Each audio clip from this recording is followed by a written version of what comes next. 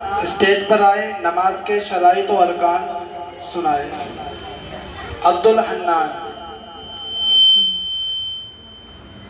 अस्सलामु अलैकुम। नमाज के शराइत। नमाज के बाद 7 फराइज़ है जिन्हें शराइत कहते हैं। नंबर 1 बदन का पाक होना, नंबर 2 कपड़ों का पाक होना, नंबर 3 सदर का झुकाना, नंबर 4 जगह का पाक होना, नंबर 5 नमाज का वक्त होना, नंबर 6 किबले की तरफ रुख करना, नंबर 7 नियत करना। नोट मर्द के लिए नाक के नीचे से घुटने के नीचे तक सतर का हिस्सा है और औरत के लिए चेहरे, दोनों हथेलियों और दोनों कदम के अलावा पूरा बदन सतर है।